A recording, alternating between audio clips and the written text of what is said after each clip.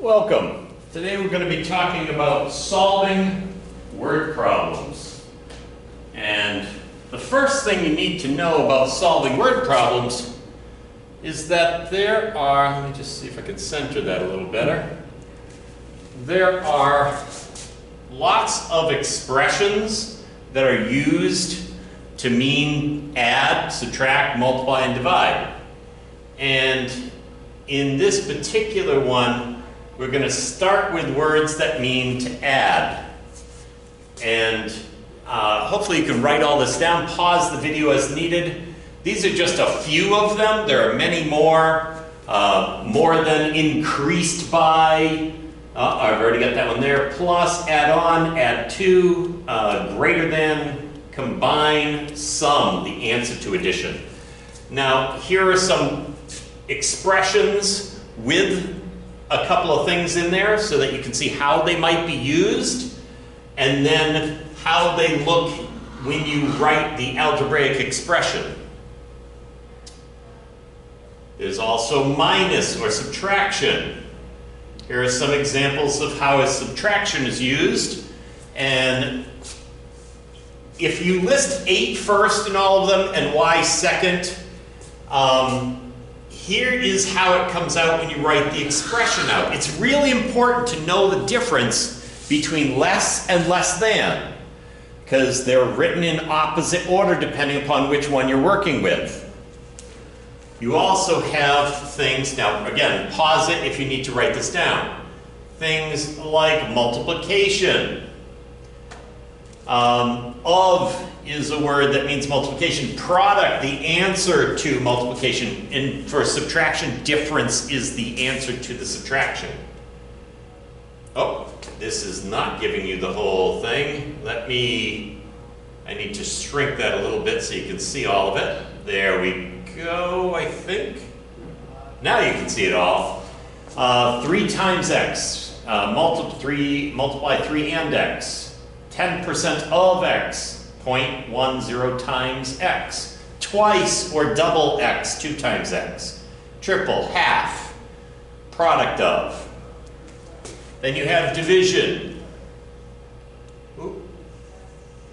Division, here we have division. Quotient means to divide. The answer to division, I should say. And here's all the ways. Now, whether it's this way or one of these others, you can write division. Okay. So, with all of that being said, let's look at our first example. If 18 is decreased by the sum of a number and 6, the result is 4 less than 3 times the number. We're only trying to solve for one variable, one number here. And whether you call it a or the number, and whatever variable you choose for that, I'm going to use x. Now, when I read this through, 18 is decreased by. Now, if you look at the things that we just said, is decreased by doesn't mean 18 minus, it doesn't mean minus 18, it means 18 minus. What am I subtracting from 18? The sum of a number and 6. Well, when it says the word sum, that implies you have to add first. To do that, I'm going to throw it in parentheses. So x plus 6. The result is equals. Is typically means equals, unless it's paired with something like is decreased by. 4 less than, that means minus 4, not 4 minus. What am I subtracting it from? 3 times the number, 3x. There's your equation. Now we're going to solve it. I'm going to distribute the negative.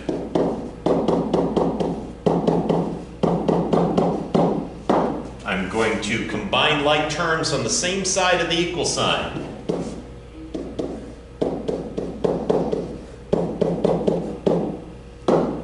I'm going to get all the variables on the same side. Doesn't have to be left or right, so pick a side. I'm going to add x to both sides. That gives me 12 equals 4x minus 4. I'm going to get rid of addition subtraction with the variable. Add 4 to both sides. And finally, I'm going to get rid of multiplication and division with the variable. I'm going to divide both sides by 4. So my final answer is x equals 4. X is 4, and that's my number. Some problems don't give you any kind of unit, like apples or inches or anything like that. If it does give you some kind of unit, please make sure you include it with your final answers. Here we go for our next example. Now, in this one, we're solving for more than one number. If you read this like this, the greater of two numbers is 10 less than 3 times the smaller. If the greater is increased by twice the smaller, the result is 8 less than 3 times the greater. What are the two numbers? You get nothing out of it. You need to slow your brain down. Your brain wants to rush through and get to the answer. You can't do it that way. Word problems are not your enemy. But if you treat them like that, they can be. So let's slow it down. What are we trying to find? We're working with two numbers. Well, how does the problem name those two numbers? Greater and smaller. Those are the names of the two numbers, so that's what I'm going to name them.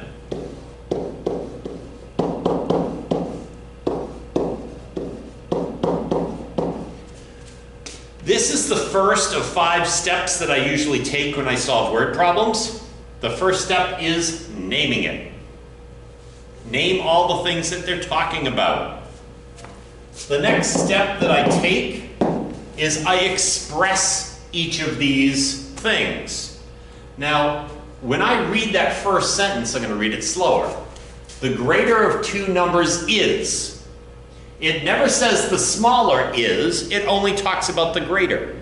The one that's not talked about is typically your variable. So I'm going to call that my variable. The smaller, if the smaller is x, the greater is 10 less than, so I'm subtracting 10 away from, 3 times the smaller, 3x. Now that I have that, I can then look at the second sentence. Typically, but not always, the first sentence tells you how to express them and name them. The second sentence typically tells you how to write the equation to relate the things in the problem. Now, in this particular case, I don't normally write it out like this, but I'm going to show you a method you could use, but do not need to. You could, in this sentence here, we can write that out using the words greater and smaller instead of these terms for right now, and see what operations happen to those expressions. The greater is increased by twice the smaller.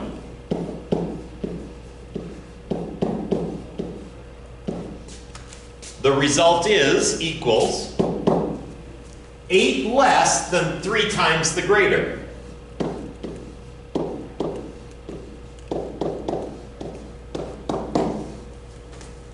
Now, you don't have to do it that way by any means, but if I did do it that way, and then I just start substituting in, I must have missed some erasing, start substituting in wherever I see greater with 3x minus 10 and smaller with x. 3x minus 10 plus 2 times x equals 3 times 3x minus 10 minus 8. Now I can go ahead and solve my equation. Now you can go right to this purple. You don't have to do the red. You can go right to the purple. I'm going to distribute and or multiply things. 3x minus 10 plus 2x equals 9x minus 30 minus 8. My next step is to combine like terms.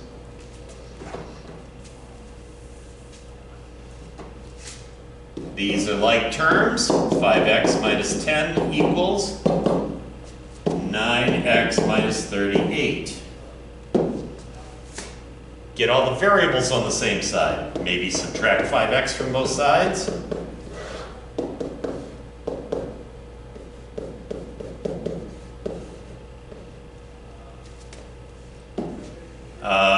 Next step is to get, just erasing that, get rid of addition or subtraction with the variable.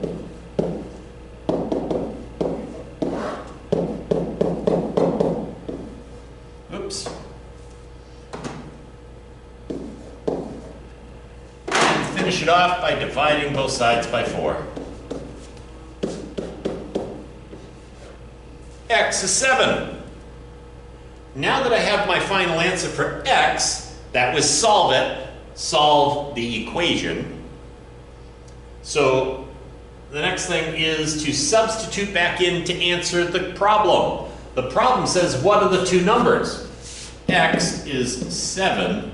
3 times 7, 21, minus 10 is 11, and those are my answers. So I had 5 steps.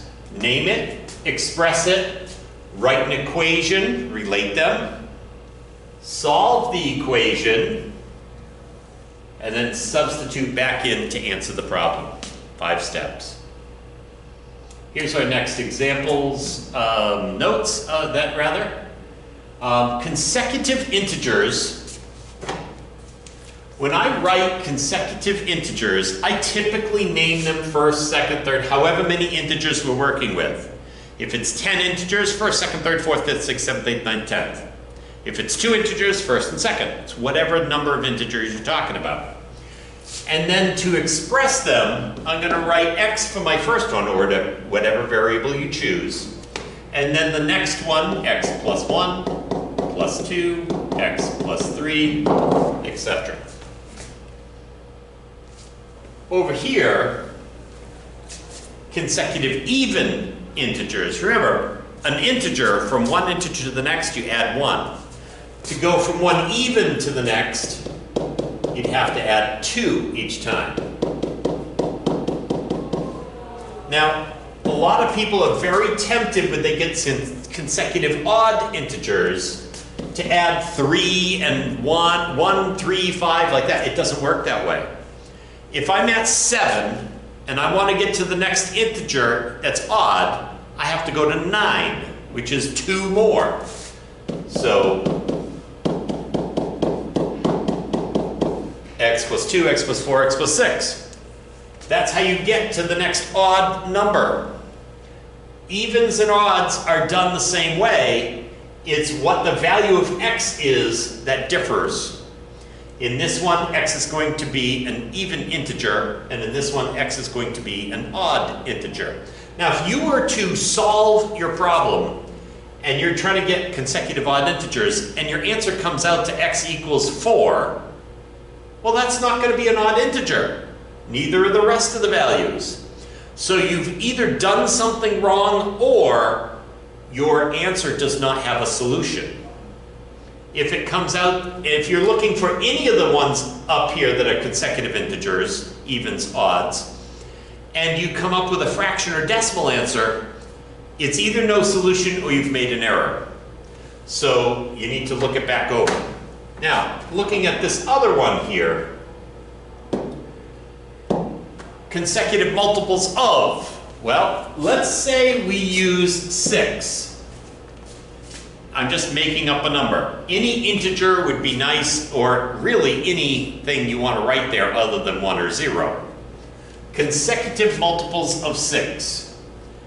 X is your first one. X plus whatever this is your next one.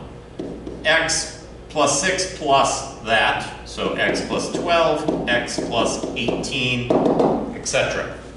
So that is how you would do consecutive multiples. Because remember, multiplication is just repeated addition. All right, let's take a look at the next example. Number 7. There are 3 consecutive even integers such that the sum of the second and third integers is 30 more than the first integer. When I get a problem like this, once I see there are 3 consecutive even integers, stop reading. Name it first, second, third. Express it. X plus 2, x plus 4. Now continue to read. Such that. That's a big red flag to say, I'm going to start telling you how to write the equation. The sum of the second and third. Sum means to add. Second and third is means equals, 30 more than the first integer. Now whether you put 30 plus x or x plus 30, it's equivalent. Solve for your variable. 2x plus 6 equals 30 plus x. Subtract x.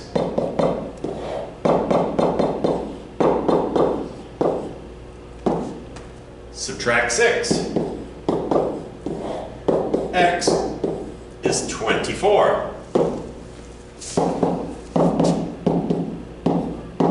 X is 24. X plus 2 is 26. X plus 4 is not 30, it's 28. Common mistake I see people do all the time. X is 24. 24 plus 26 is 24 plus 2 is 26, and then they go 26. X isn't 26, it's 24. But you start getting to here, and that's where people make mistakes. X is 24. 24 plus 2, 24 plus 4. Okay. Last example. Find 3 consecutive multiples of 15. Again, when you see that word such that, now it's changing to write the equation, not the expression.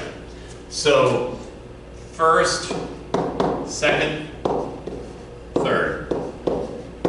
3 consecutive multiples of 15.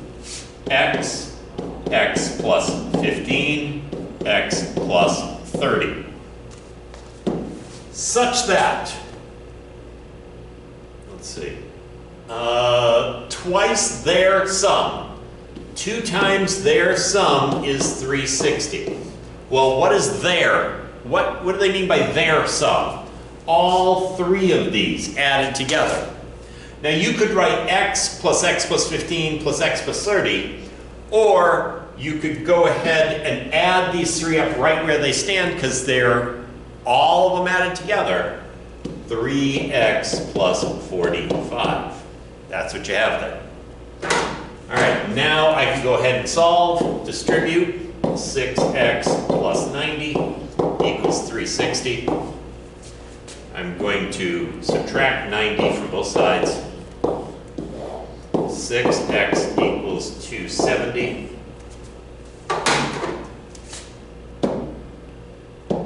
Divide both sides by 6. X is 45.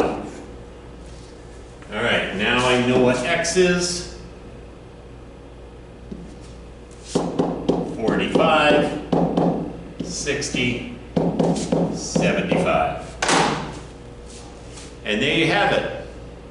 Look it back over if you want to see some more.